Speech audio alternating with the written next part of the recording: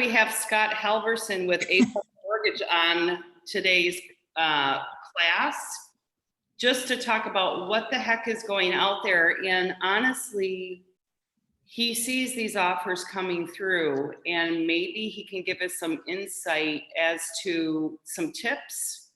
And his company does have ability in some cases, before you write that offer and you give him that property address, how he may be able to waive that appraisal. So that would make your offer even look more intriguing. So I'm going to hand it over to Scott Halverson. I 100% use Scott. He is, in my opinion, and our entire team, I think, can say we feel like he's the best. Very responsive, great with clients. I've never had a client reach out and say, not a great experience. Very competitive rates. And I feel very confident when I send someone over to him that he is going to get it wrapped up in a bow. So Scott, turning it over to you. Well, how much did I pay you to say that? Nothing. Andy shows up for closings when he can. Yes. Pretty much 100%. Yes. Well, thank you very much, Janine. Like she said, she asked me to join the meeting and try to talk a little bit about what's going on here in the market. So just a little bit about myself first. So again, Scott Halverson, A+ Mortgage.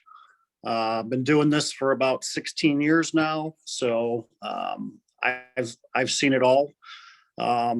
But this is probably the craziest I've ever actually seen it. So there's a lot of things going on. And like Janine said, I've been working with the J. Schmidt Group and Keller Williams now for at least several years. And I think it's been a great partnership and rewarding for both sides. So my main goal is to try to support you guys the best that I possibly can. So, and that could be with anything. That could be with talking to buyers, doing pre-approvals, talking to you guys about mortgages and what's going on in the mortgage industry and rates and, so all of that. So again, I'm here to help and try to support you in any way that I can. And if there's some newer people on this call, which I believe that there probably are, as you gain momentum and gain some traction and you start to kind of get busy, obviously the more tools you have in your toolbox, the more successful you're probably going to be. And that would never be more true than right now, especially with, the mortgage industry.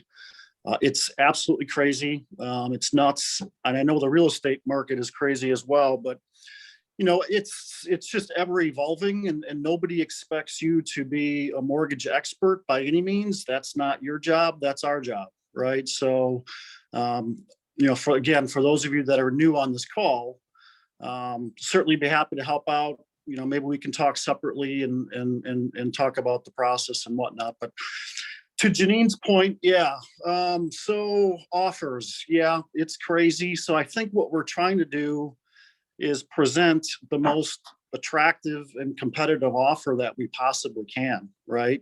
And I think a lot of times we're just looking for a tiebreaker, right?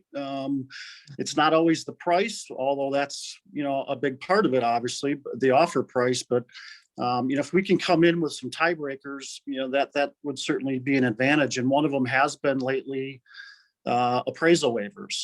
Okay. So what we mean by that is if I have a pre-approval on somebody, I would need a pre-approval on somebody in order to do this. But if we already have a pre-approval and you're about to make an offer on the property, if you can provide me with the address and the price of the property, I can quickly, and I mean rather quickly, run it through the system to see if we need an appraisal or not. So what's happening right now is Fannie and Freddie, they are allowing a fair amount of appraisal waivers as long as we're not putting in some ridiculous figures, right? If the house is going for 500 and we're looking for 700, that's not going to work. But so if I can tell you that up front, that you don't need an appraisal, that can certainly be a huge advantage. You know, if I don't believe, and again, I've been doing this a while and I got a lot of friends at other lenders and other mortgage companies. I don't know if there's that many other mortgage companies out there that are telling you up front whether you need an appraisal or not. So I got to imagine that, you know, if there's 6 offers on the table, you might be the only one that has an appraisal waiver, which could be, you know, a huge advantage for you.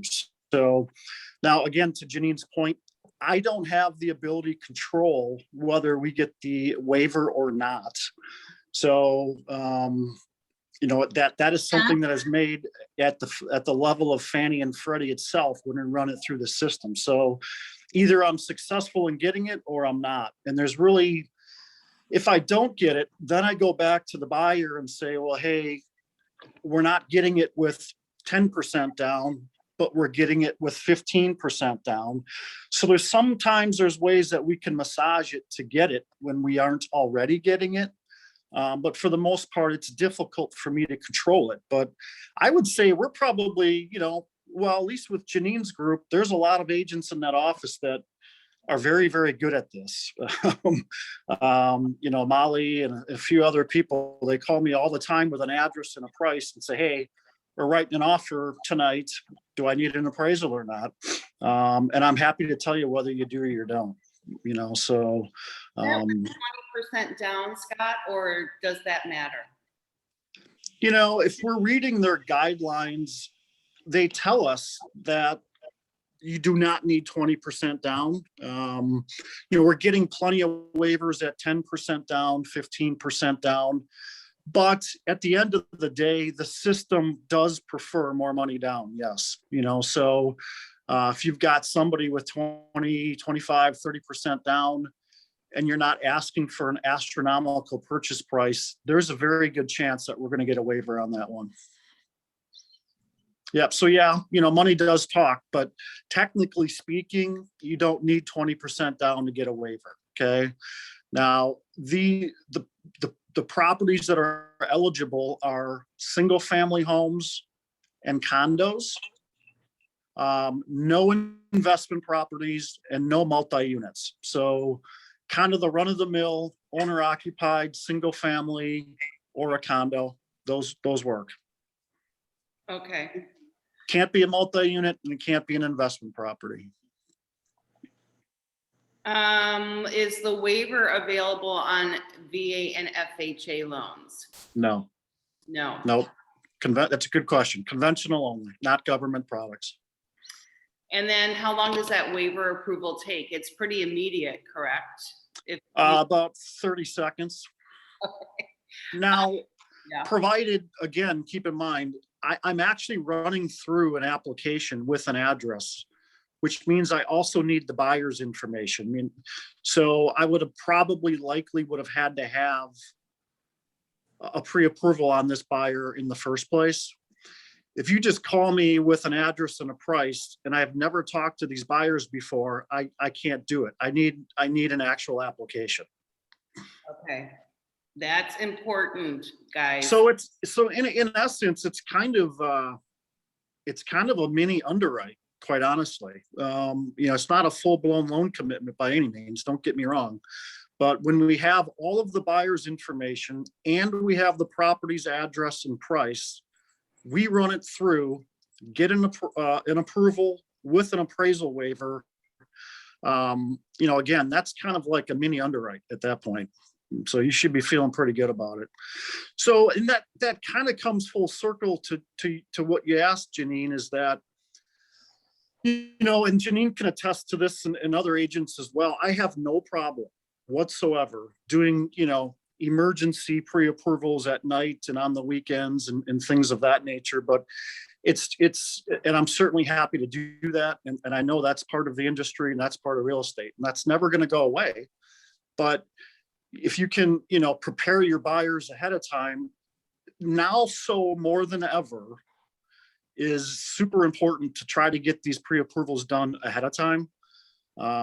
Because when we need to start getting creative, possibly appraisal waivers, I've been asked to waive financing contingencies and things like that. If I've got an hour to work on that, that's a little difficult. But if I have all of their information ahead of time, then it helps me help you write more super competitive offers when the time comes. So yeah, I mean, getting the buyers ducks in a row ahead of time, I would say is a pretty big priority, especially these days because the guidelines have been changing and COVID and all of this stuff is really kind of turned the mortgage industry upside down a little bit. So it's better to have them prepared up front than last minute. But again, I realize last minute happens all the time, and that's fine. I'm certainly happy to help out. I was going to ask you something. Just slipped my mind. Oh my goodness. So I guess the first thing that I do when I meet a buyer is, listen, guys, you need to get a pre-approval immediately. And I literally hand them, Scott's name information. I can tell you right then and there if they're serious buyers or not, because if they're not going to be calling a lender. And honestly, I don't have time for that. So I can see if they're A, B, or C buyers by how fast they are reaching out to Scott.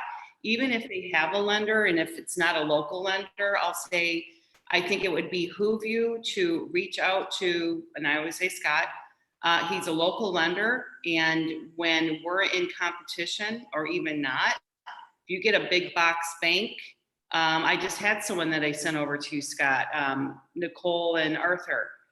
Yeah.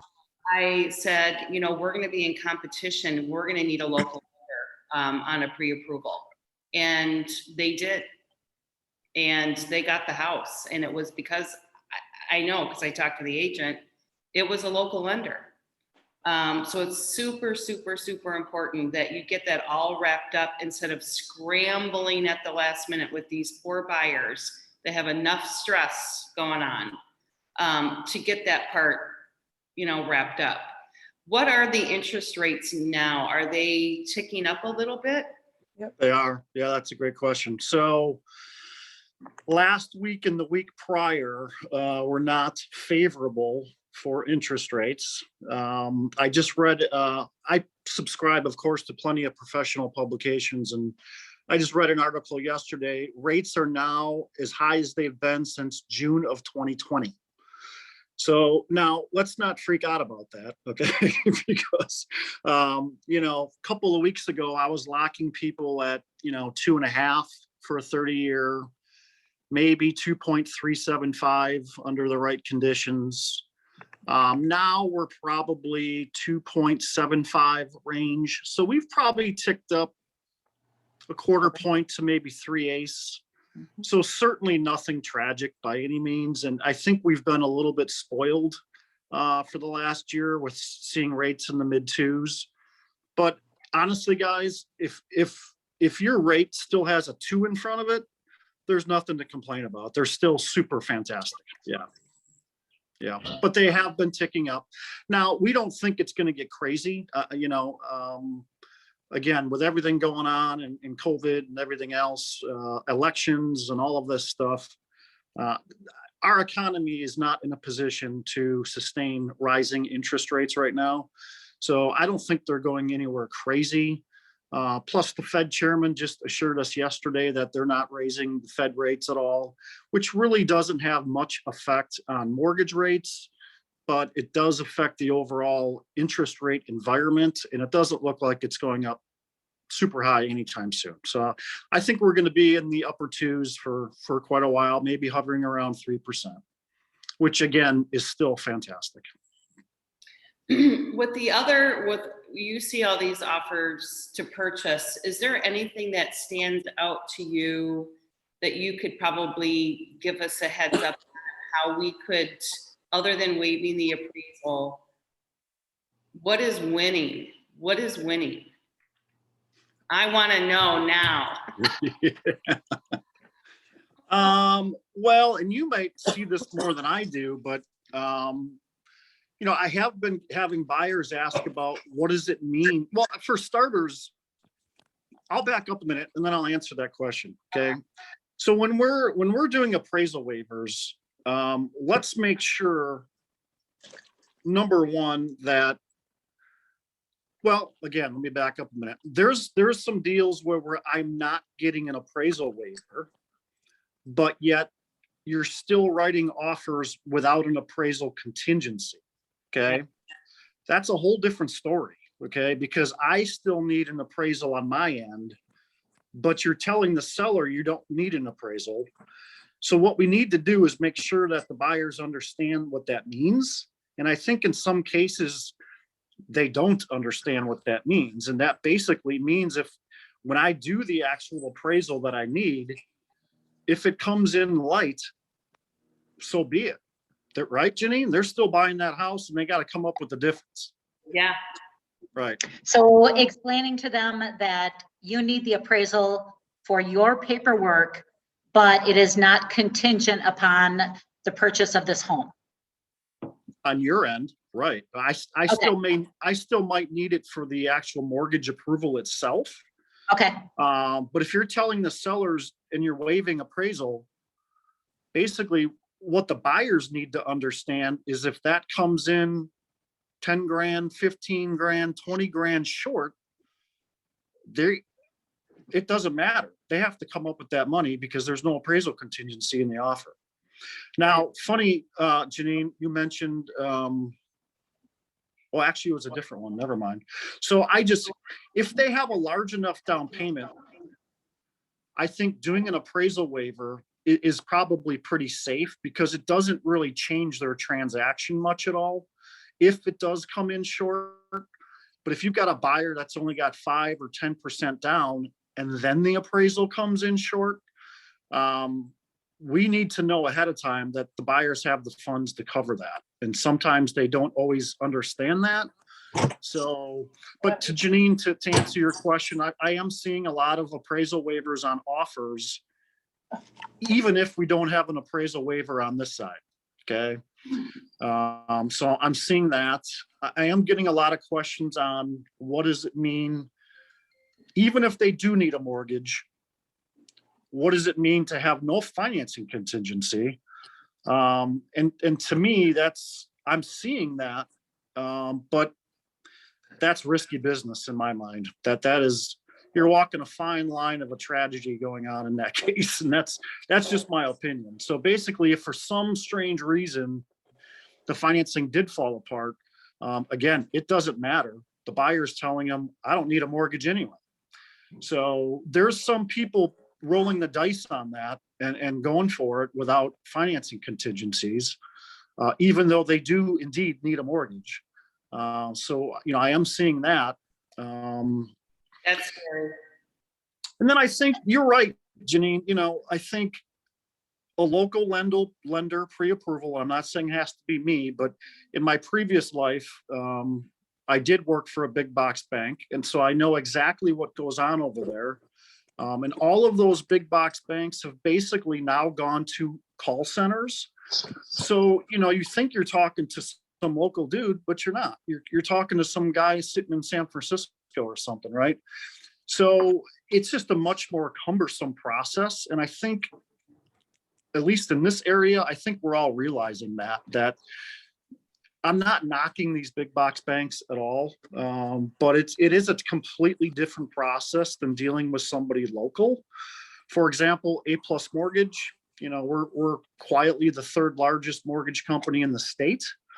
Been doing this forever, and we do everything in-house locally here. I know, Janine, you guys like to say from contract to close, right? You guys handle everything in-house. Yeah. And that's likewise with us. Literally from contract to close, everything is done under one roof right here in southeastern Wisconsin. And we make all of the decisions. So we are the decision makers. So again, I think a local pre-approval is helpful. And then I think we all know closing dates and commitments dates can help. Those sellers want to see quicker commitments and quicker closing dates. Some lenders can pull that off, some lenders can't right now, especially now. I mean, I think you all know that all lenders have more than enough business that we can handle at the moment. Between the purchase transactions and the refinance transactions, we're swamped. But when it comes to purchases, of course, are always priority. Refis go on the back burner. Purchases are always first. So we've still been pretty successful on writing, 30-day commitments, 35-day closings. I think some of these big box banks, I just saw a pre-approval from, I think it was Chase, I think. Right on the pre-approval, it said no closings less than 60 days. So that's going to kill a deal right there for sure. That is not going to win an offer for sure. So at this point, if it's needed, we're still doing these relatively quick commitments and relatively quick closings if we have to. I think anything under 30 days is kind of a struggle right now. And not necessarily on our end, but it's all the third-party support people that we're using, right? So everything goes downhill, right? So if you're busy, we're busy, guess what? So are the title companies, especially these appraisers. These appraisers have now gotten to the point where some of them are actually turning down orders. They don't want them. So if you need an appraisal, it's best to assume that appraisal is going to take 14, maybe 15, 16 days to get in. So essentially that's half the commitment time right there. Right. So, but we're still doing it. To answer your question, we're still trying to do these, relatively quick closings, and I don't think we've missed one yet. So, hey Scott, I have a question for you. What do you think your 100% income waiver is a positive in offers? Because obviously you don't need to go to underwriting once it appraises, correct? Are you referring to the appraisal waiver or income waiver? No. Income. So because you can be 100% income waiver if your employer signs off, correct? Not necessarily true. So we've got software systems that we can. So a lot of companies, when we do verifications of employment, a lot of companies don't do that in-house. Okay. It's too much work. It takes too much manpower. It's too much brain damage, especially with the bigger companies. So they use, let's call it online services for that. Especially again, the big box companies. If we run their income through one of these systems and it comes back validated, the file still needs to be underwritten, but the income piece of it is already taken care of. Meaning I don't need to collect pay stubs, W-2s, tax returns, things of that nature. But the file still certainly needs to run through underwriting. There is no process where a file does not go through underwriting. We can have an income waiver, and we can have an appraisal waiver. The two biggest pieces of the puzzle, obviously. That file will still need to go through underwriting, albeit probably a super easy underwriting, but it still needs to go through underwriting. And if anybody's telling you any different, they're lying to you. Scott, here's another question. Do we need to check in with you before we write the offer to confirm that you can do 30 to 35-day closing? Not necessarily. I guess it might be helpful. Here's a good example. Looking at the last week of March, there's 5 closings I have on the 31st, Jeez. 4 on the 30th. So if you're trying to cram another one in right now by the end of March, I might want to know about it. And it just so happens I'm out of town while all of these are closing on spring break. But no, generally speaking, no. I mean, I think unless you're asking for something super crazy, like 3 weeks or something, no, I don't think so. Unless you have an inkling or you have an idea that maybe we've got a sticky borrower, maybe they're self-employed, maybe they own a bunch of rental properties on the side.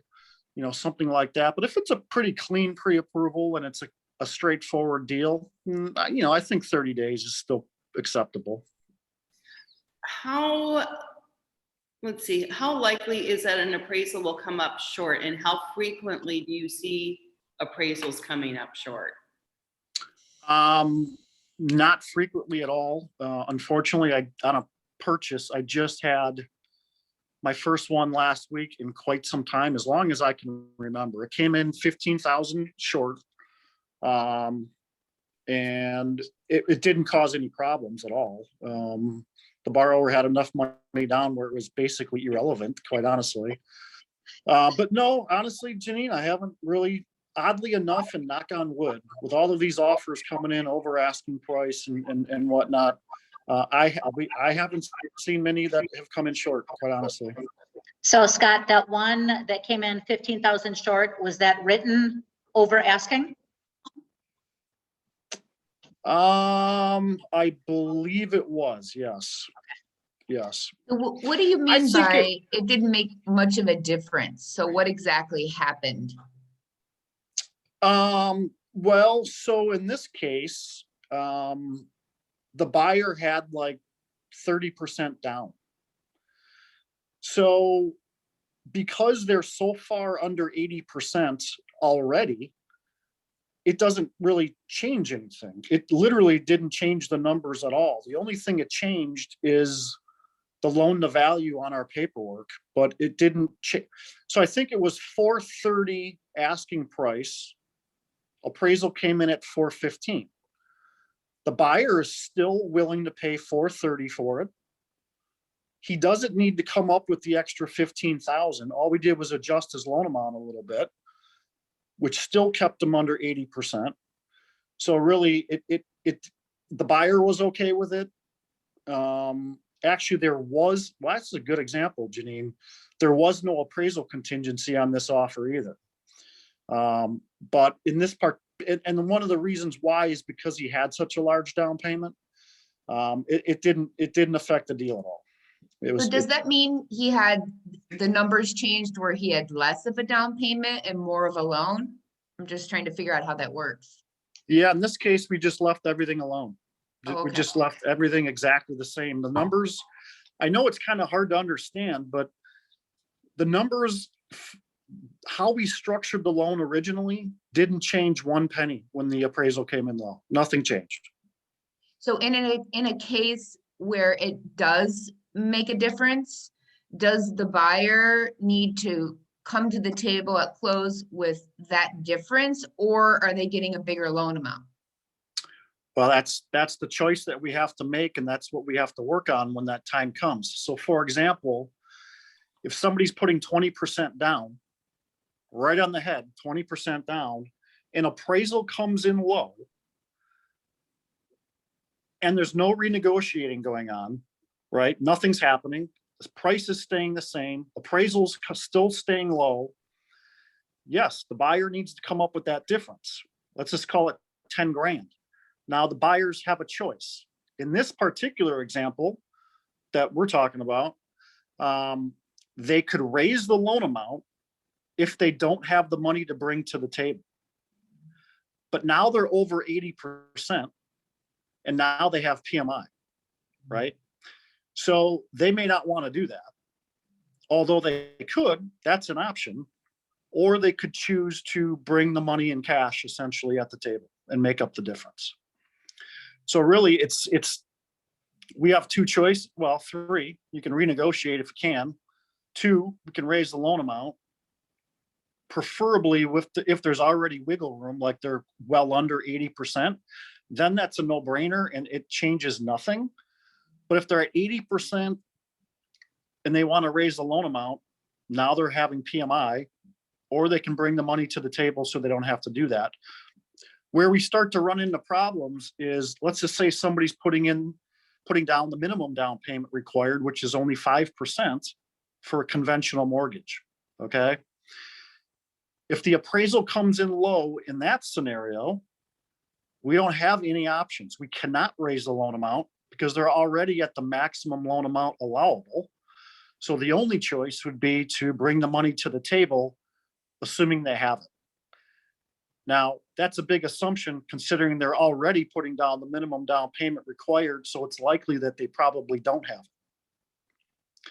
So I guess the scenarios kind of change a little bit based on the buyer, how much liquid funds they have available and how much they're putting down. But so yeah, it's tough to say how specifically we handle it, but normally we either handle it by raising, well, hopefully renegotiating a little bit, or raising the loan amount, or they simply bring the extra cash to the table if they have it.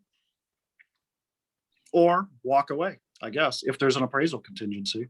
Right, because if they're already maxed out on their purchase power and they don't have any other funds to put more money down, you're using that appraisal contingency to then get out of the deal.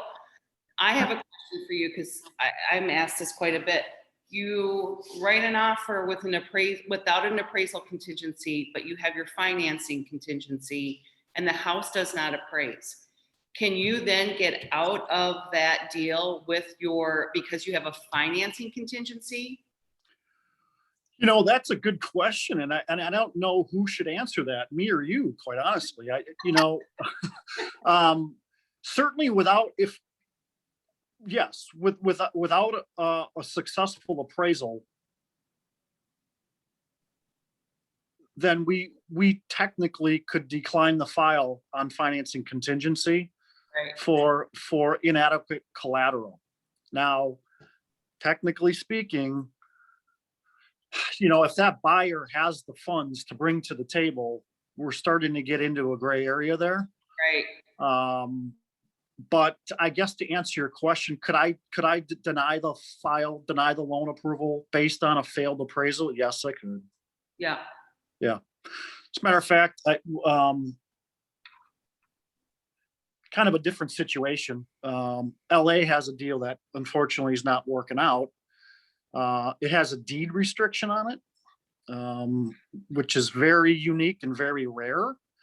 So the buyer themselves are rock solid, and we have a loan approval. Actually, I could have probably delivered a loan commitment, but the collateral, the house itself, is failing.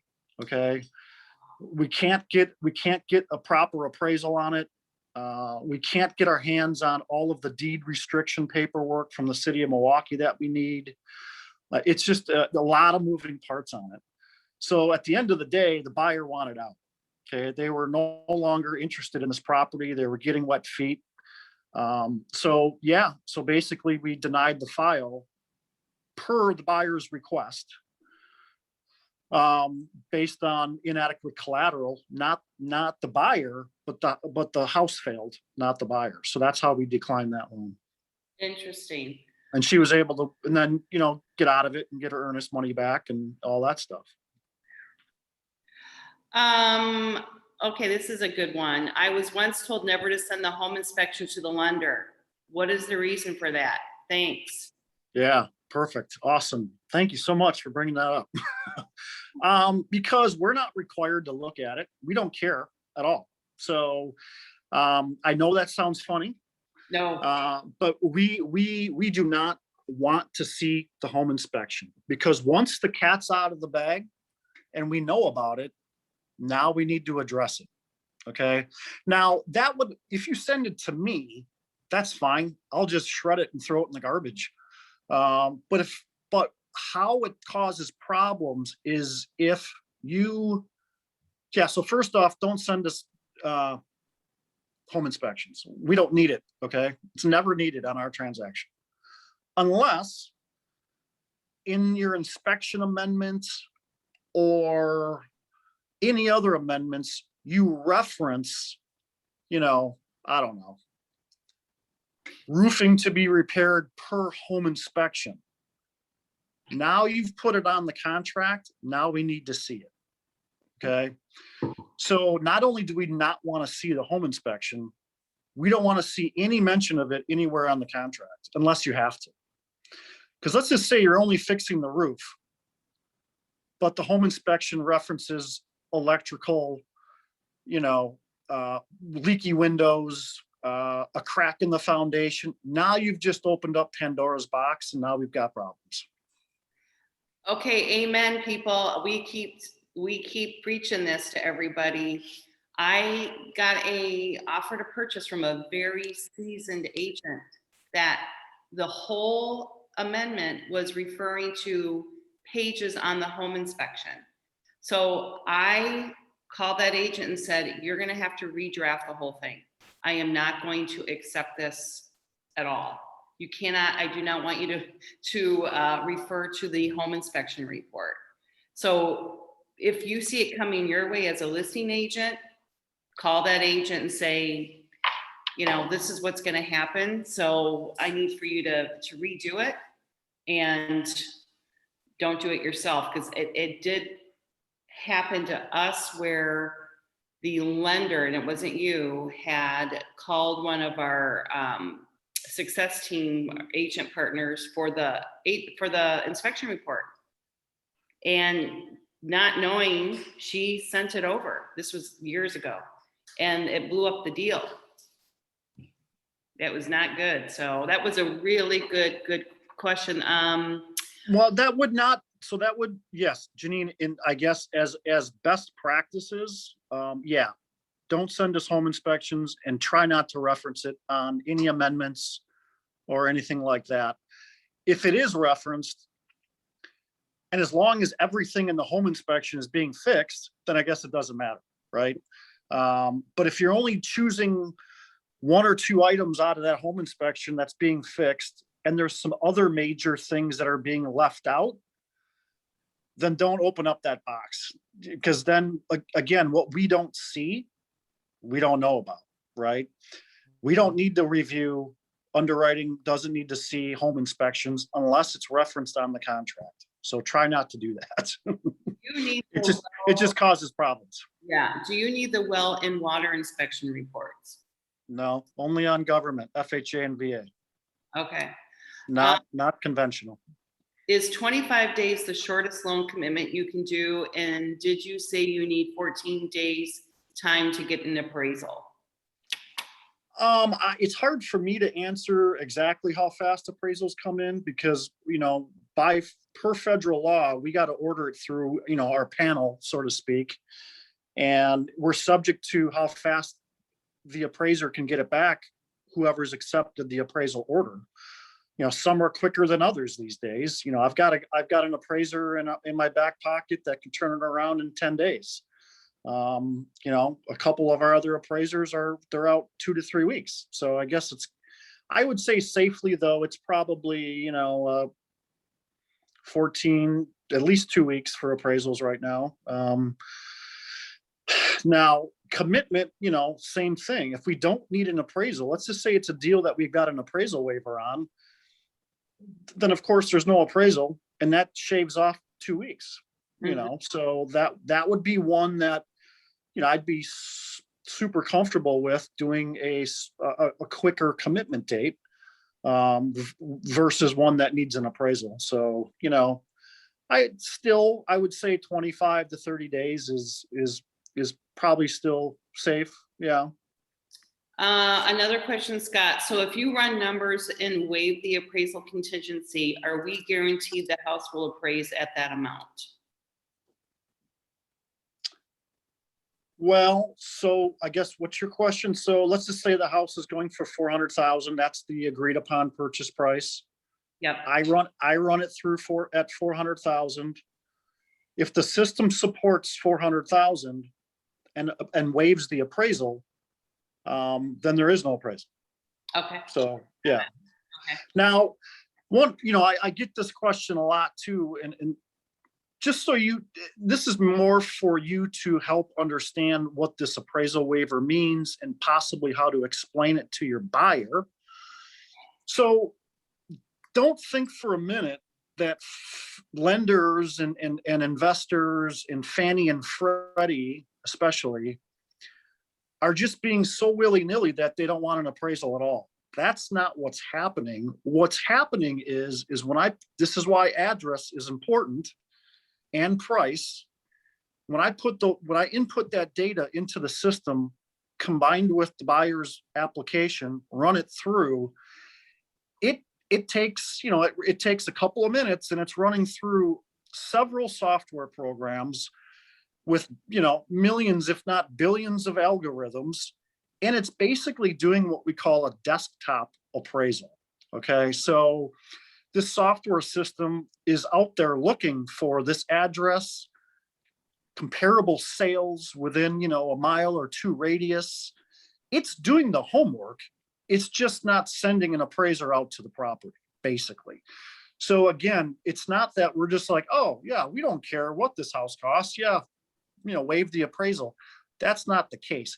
The due diligence is being done behind the scenes. We're just not sending an appraiser out to the property. Then once the system gives us that waiver, let's just call it 400,000. Then we are locked in at that 400,000. Okay. Yeah. Let's see. Can buyers get pre-approved for both conventional and VA loans with you?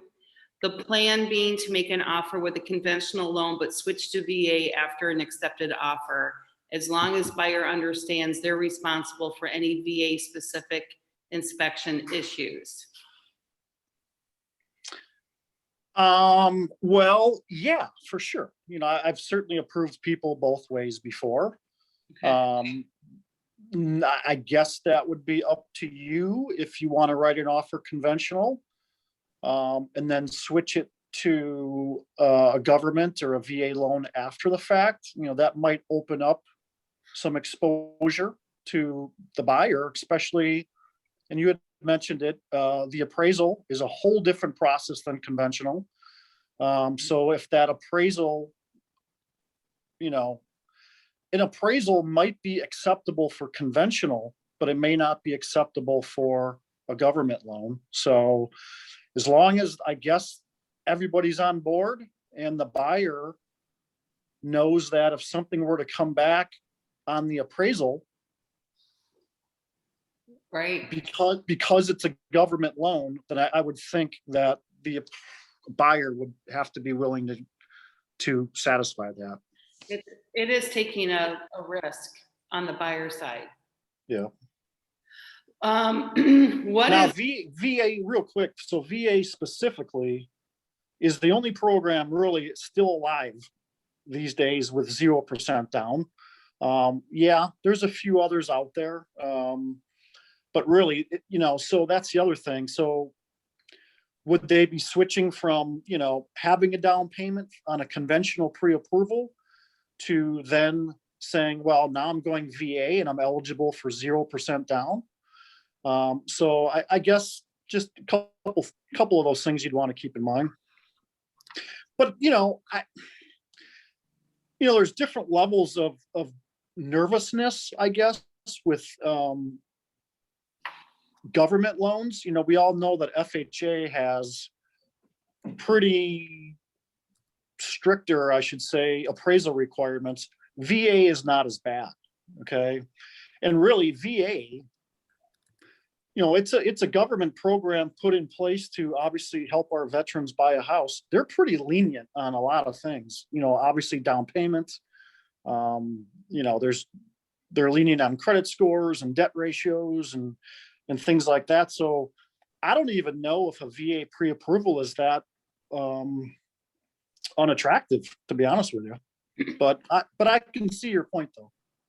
A government loan on a pre-approval always has a bad stigma to it. So I get it. which is a shame that VA loans do have that stigma. I mean, that's really a shame. And you can only use that VA loan once, correct? One and done? No, you can use it. You can't have two VAs at the same time. So if somebody has a home that they're selling that has a VA loan on it, if it's sold, they can go out and obtain a second VA loan. Okay. Yep. Now they burn up some eligibility. So I've seen veterans choose not to use their eligibility. Maybe because at the end of, maybe when they're looking to retire, they want to take advantage of it so, but yeah, you can get multiple, you just can't have multiple VAs at the same time. Okay. Oh, we have LA that just joined. We were talking about you, LA. I hope it was good. Oh, it was great. Does anyone have any questions? You can speak up and ask Scott right now. I've been reading them from the comment section, but does anyone, and there's never a stupid question, you guys, because this is your opportunity to ask any questions that you just don't know the answer to.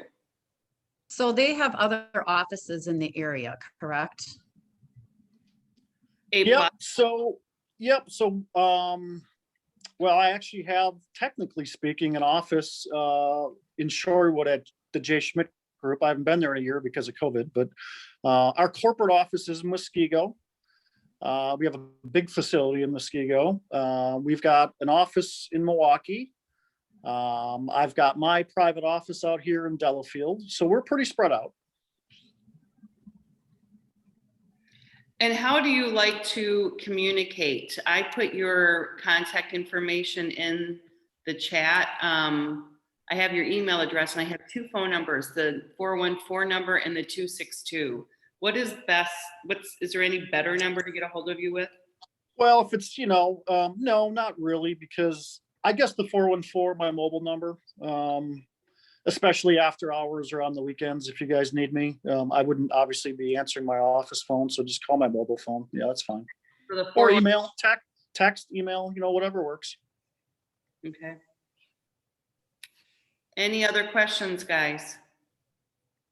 So, one thing I thought of, and I've done this in the past, and so if there's anybody on this call, everybody's got my contact information now. Certainly, I'm happy to help you out, answer any questions, but if you're interested in doing another call, I'd be happy to do that.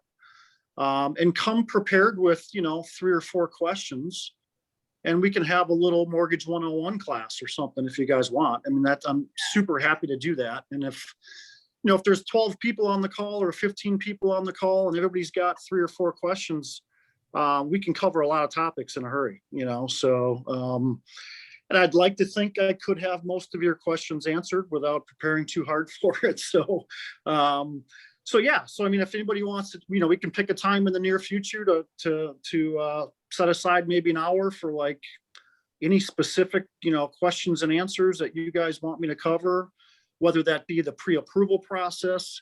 That's a good thing to touch on too. I think a lot of people think the pre-approval process is like going to the dentist or something. It's really not. And I think that's where a lot of buyers have hesitation. Like, you can tell them to call a lender or tell them to call Scott, but when they leave or they hang up the phone, they're like, oh, so now we got to go through this pre-approval process. I got to gather all my pay stubs and W-2s and tax returns. And, that's really not the case.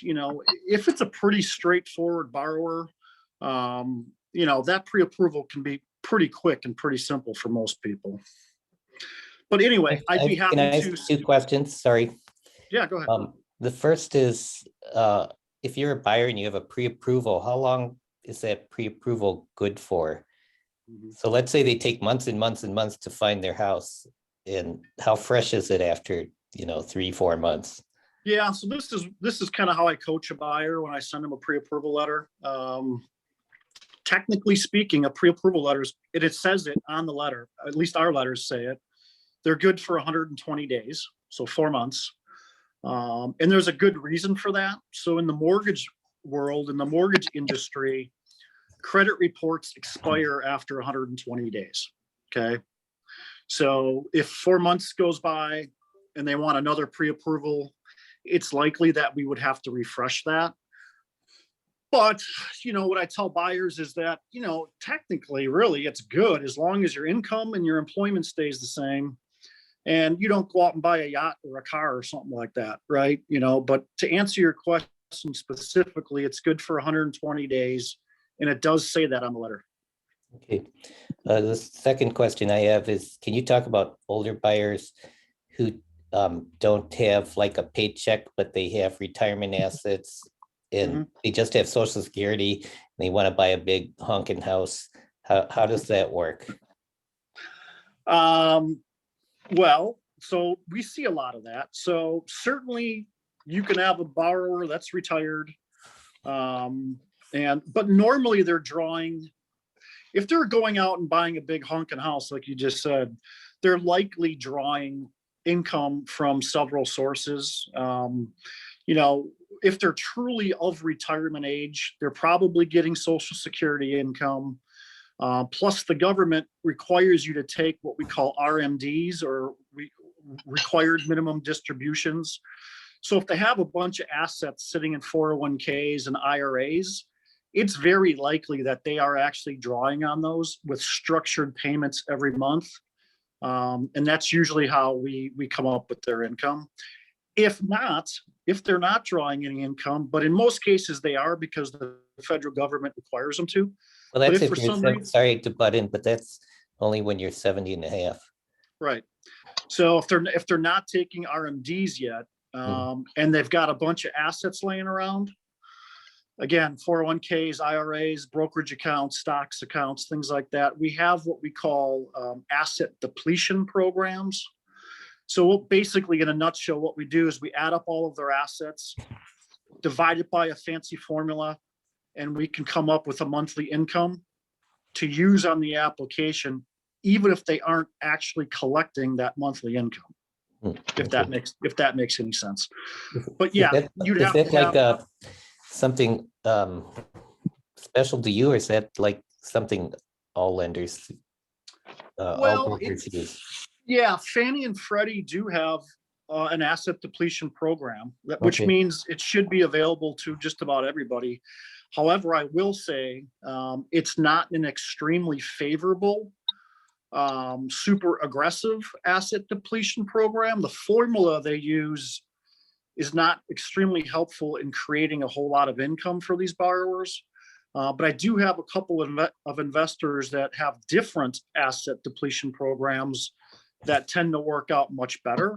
So it's possible I might have a better program or product than somebody else. Sure. Okay, thank you. Yep. I have a question. Is that Sure. okay? Okay.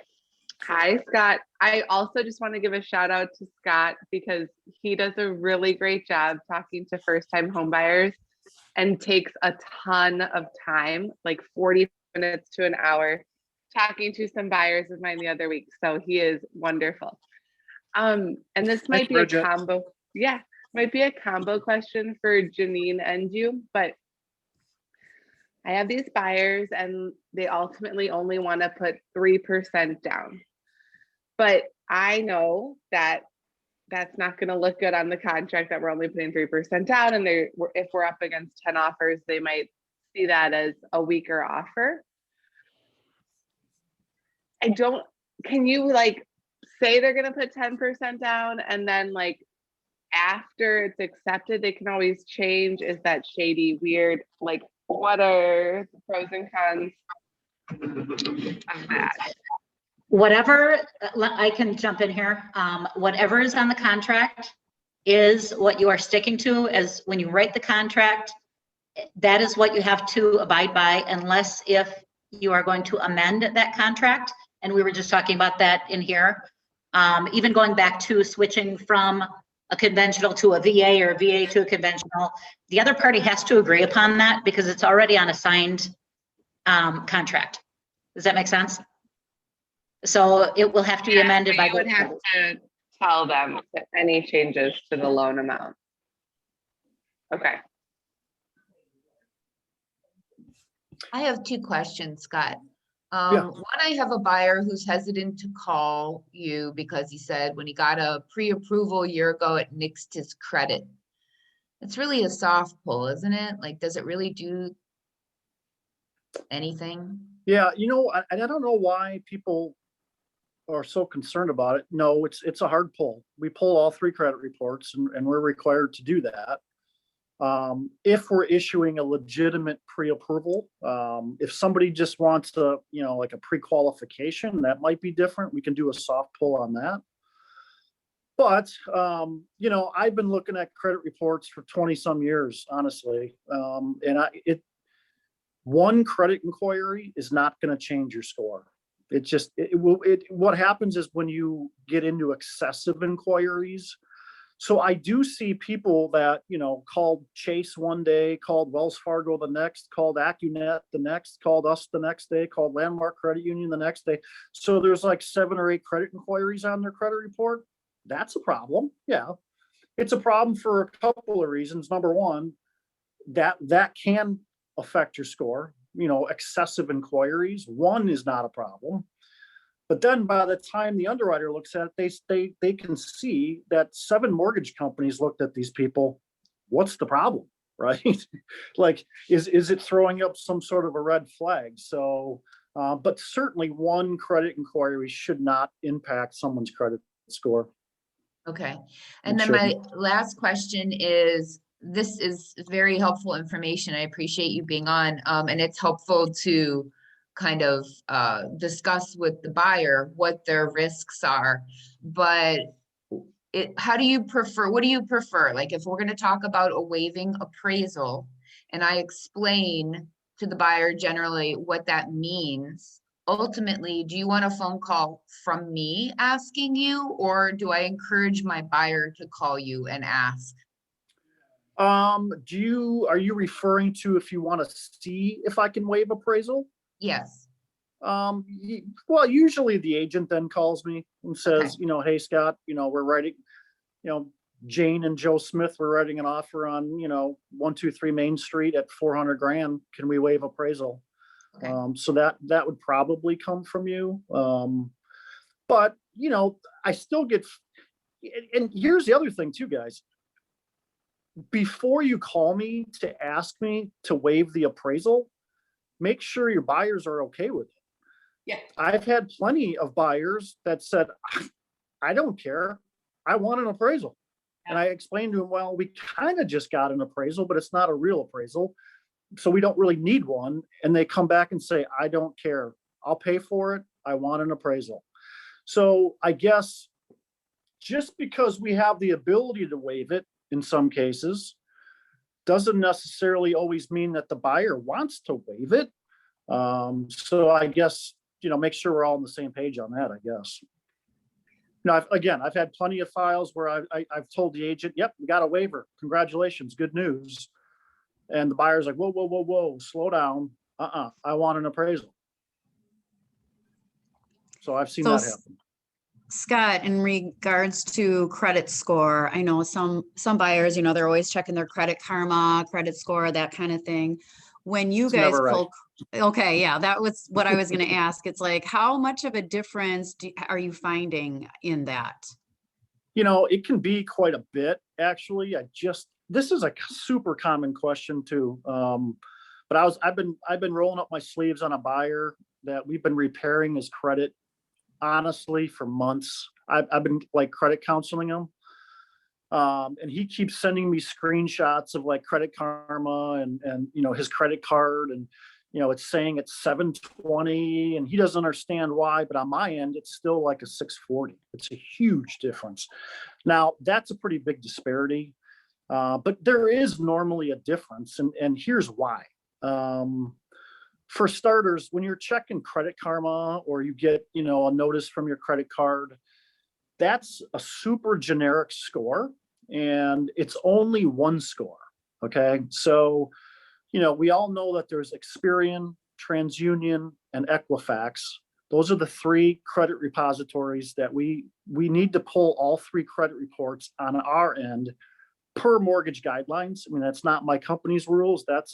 Those are mortgage guidelines. Everybody in the country pulls all 3 credit reports. And we have to use the middle score of the 3.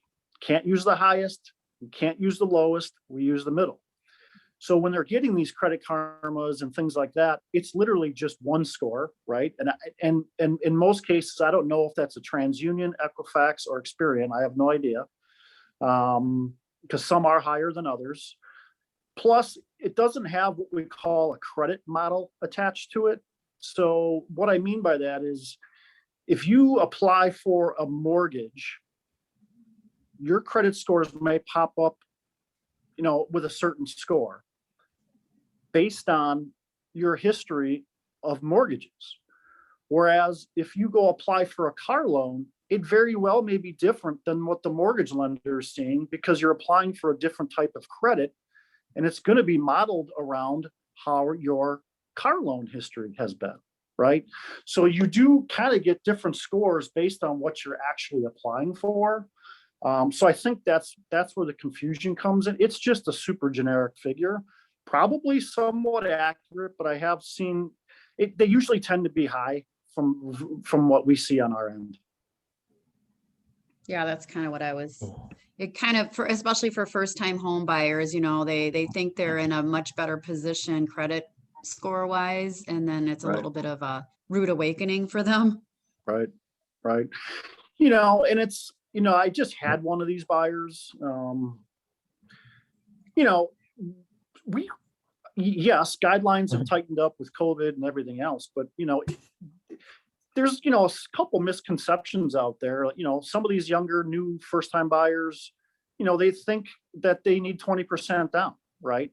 That is certainly not the case. They think that they need, you know, 740 credit scores. That's not the case. I mean, we can still do, you know, lower credit scores, but, you know, 640 or somewhere in that ballpark. So they can have some credit hiccups. They can have some, you know, stubbed toes in the past and still qualify for a mortgage. So, and then, you know, if we do run across somebody that's got some issues, just know that we've got some programs and some systems on this end where we can try to rehabilitate their credit report. And sometimes we're successful in doing that.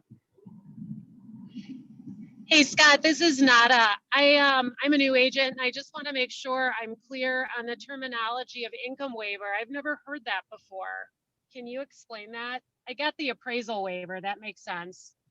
Yeah, and I'm actually a little surprised that you are even familiar with the term income waiver. Where'd you hear that from? Well, no, I just heard it on the call today, and it's the Oh. first time I've heard it. So I don't know what it is. Well, it's not really a thing for you guys, really. It's not like lenders are going to start putting, you know, no income verification needed on pre-approvals. I don't think that day is coming anytime soon. All it's doing is it's making our jobs easier in the underwriting department from a verification standpoint. But I don't think that's going to trickle down to pre-approvals or offer letters or offers of purchase, I should say, or anything like that. I don't think lenders are in a position to offer income waivers on pre-approvals or offers to purchase. Okay, so it's pretty much irrelevant for us in the process. Yes. Well, You're not going to write in an offer to purchase an income waiver in your offer. Sure. No. Yep. well, well, okay. So this is between us, all right? So we are A+ mortgage. We are looking at being able to, because of everything going on, and we do support our real estate partners as best as we can. We understand that this is tough. Competition's out there and this is tough. So what stands apart from everything else? So we've had these income waivers for a while now, but that's really more for us to worry about, not for you to worry about. Like I said, at this point, we're not putting that on pre-approvals or anything like that, because we still do need to verify their income. It just may not be from them handing us a paper copy of their pay stub. We have other ways of verifying it, okay? So, but, you know, what it might evolve into is us at some point being able to put on the pre-approval, income has already been verified. Okay, so it's kind of a mini underwrite, you know, or let's call it a mini commitment letter right out of the gate. So instead of a pre-approval letter, we'd be issuing a, you know, a relatively clean commitment letter. So, subject to certain things, of course, but at that point, if we don't have an appraisal, if we have a waiver, and we can put on the pre-approval that the income's already been verified, you got to think that that would be a tiebreaker for sure. And again, we're working on that. That may be something that's coming down the pipe. Scott, I know I've heard that some agents are having their lenders call the listing agent when they have an offer put in, just to like talk to them and be like, nope, well qualified buyer here, you know, this has happened. This is like almost like they've almost been underwritten in a way, just to give Right. them a sense of quality of candidate. Yeah, so I'm getting more of those phone calls actually. So in years past, it was, I can't tell you the last time a listing agent called me to ask about the buyer. Okay. That is happening more and more right now. And they want to know, here's what they're trying to avoid is, you know, having a pre-approval letter that's, you know, worth about as much as the paper it's written on. And, you know, I think that there are some lenders that do that. And they just kind of want peace of mind that, you know, did you really check this buyer out? Are these guys really as strong as you say they are? So yeah, we're getting those phone calls for sure.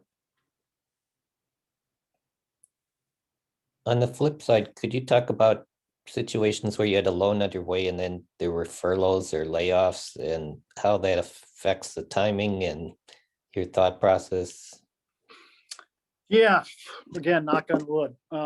Yeah, and I've seen some layoffs on active files, furloughs, you know, things of that nature. But quite honestly, I think we're able to keep all of them together. I don't think I've actually lost the deal over it. Now, maybe we just got lucky where one borrower, you know, maybe husband and wife, and one of them, you know, has reduced hours or got furloughed, but yet we still have enough income to pull us through. And I think that's kind of what had happened on some of the ones that I've had. It still was able to be put together. But yes, I certainly know that there's plenty of deals dropping off because people have lost their jobs or gotten laid off or something like that. That is definitely happening. Mm-hmm. Yep. So, you know, that's a good, that shouldn't happen. And why I say that, unless it's something completely surprising out of the blue.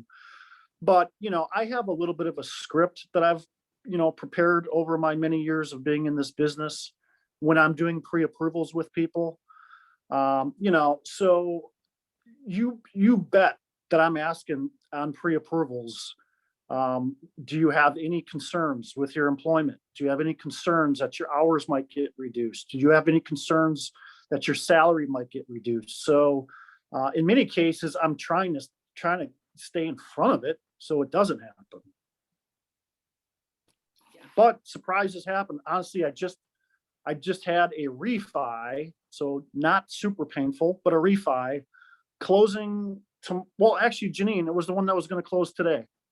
Oh, Yeah, he lost his job last week. So it did not close today. So thankfully, that's just a refi, and we'll probably fire it up again in a couple of months and figure it out.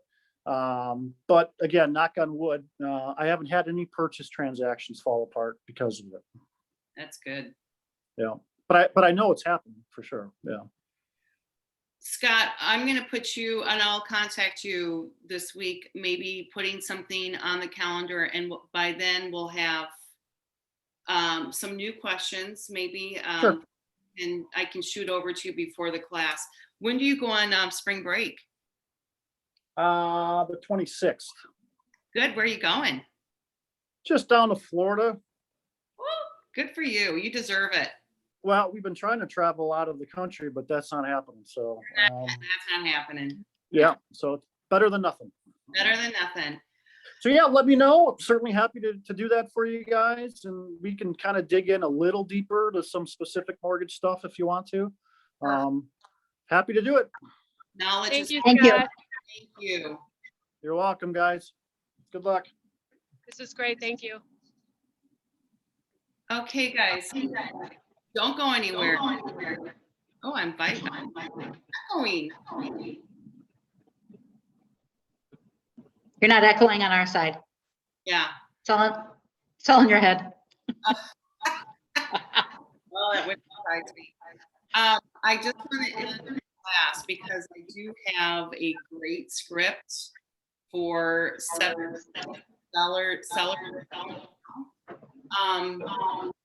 I have used this.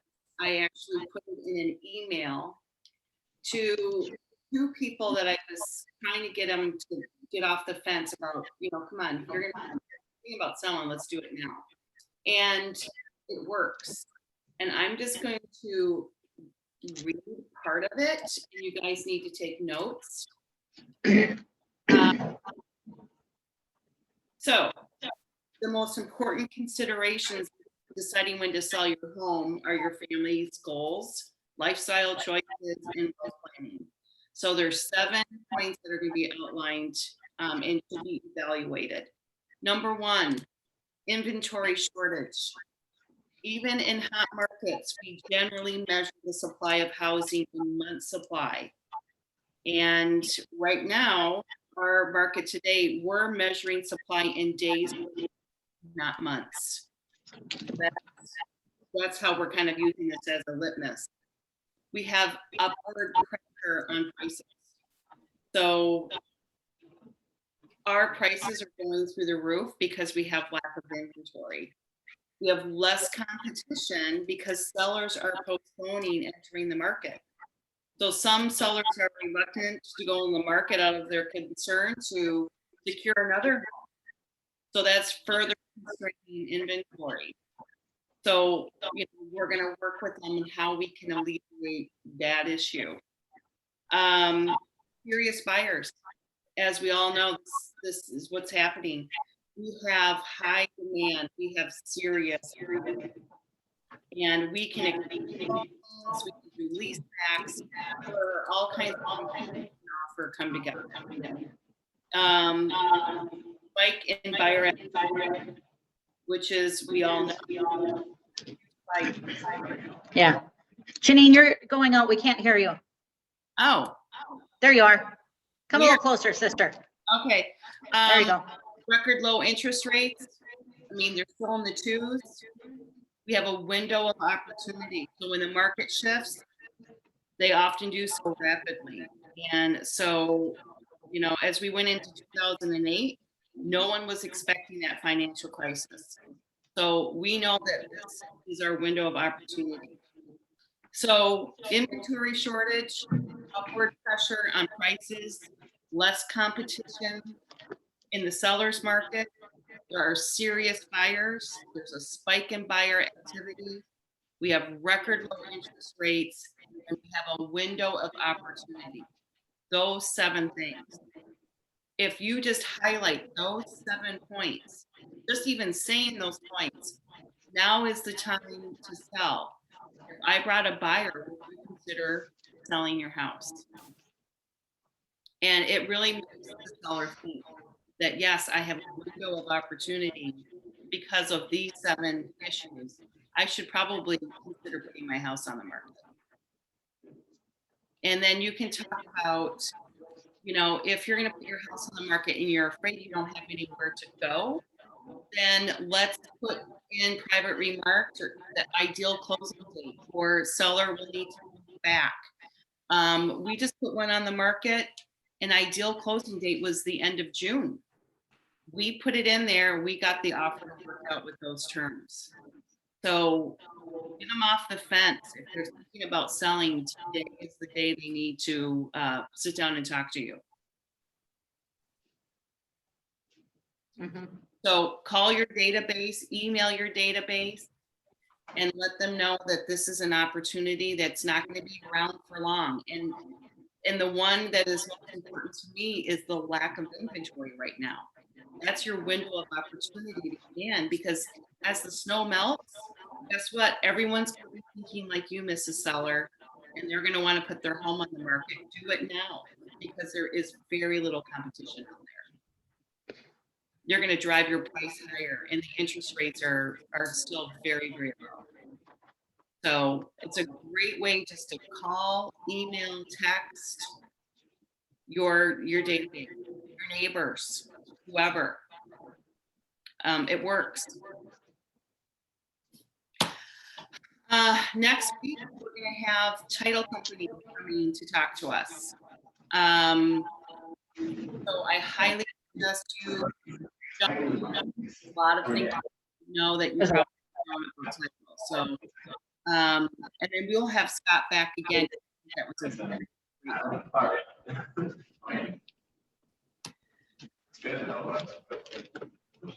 Awesome. All right. Thank you. Everybody have a great day. Thank you.